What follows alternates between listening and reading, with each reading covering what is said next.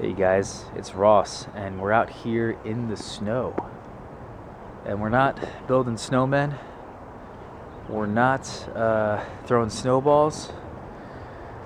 We're done shoveling snow. But we are out here making a gardening video. And you might be thinking, how the hell am I going to make a gardening video in the snow? What could there possibly be to tell, to teach you guys in the snow? Well, there is something really interesting that I can tell you. That I think snow is really the easiest way to do this. Okay, which is you can really easily find out what the warmest part of your yard is or the coldest part of your yard is with this little tip.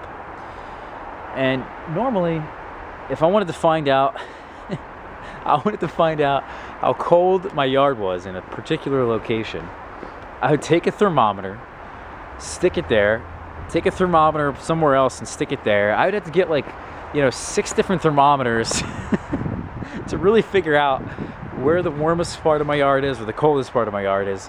And that is just crazy. I thought about doing it, but kind of sounds expensive and a lot of work. You could really make this into a science experiment. But the snow has given us free thermometers in that wherever the snow melts first, that is the warmest part of my yard. Wherever the snow melts last, that's the coldest part of my yard. And then everything in between is just in between, right? So that's what I've done, and that's what I've figured out. And I've used my gardening intuition to had kind of assume that the warmest part of my yard was right over there. And I was right.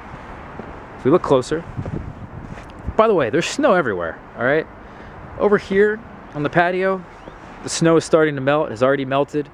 The patio over here, the snow is melted. I didn't shovel this stuff.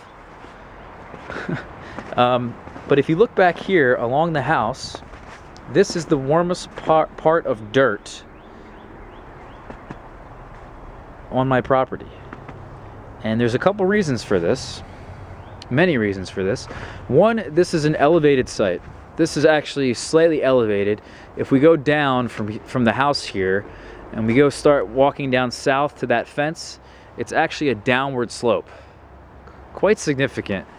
You can kind of even see it right in there. This is a southern facing slope. And the sun, setting over here, it rises over there. So clearly this is like the perfect area right here. Midday, this is where the sun is, beating on this house, beating on that stone. We also have put in a raised bed. I put this extra piece of wood in here to create a raised area in here so that I can fill in more soil and raise the soil level even higher. And what this is perfect, and what this is telling me really, it's perfect for my subtropical trees that I want to plant in the ground. And a lot of you have probably seen my videos, and you know now, I'm obsessed with figs, I'm obsessed with persimmons, I'm obsessed with pomegranates. Those are my 3 favorite fruits. What do they all have in common? They're subtropical. I live in a temperate zone.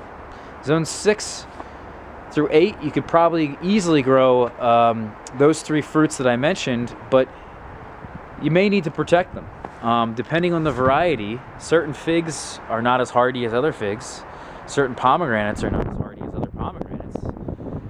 And giving them the proper site selection is extremely, extremely important. Vice versa. If you live in zone 9, you're approaching a subtropical zone, you're leaving the temperate zone. Well, then you're going to want to know where the coldest part of your yard is, because then you're going to want to know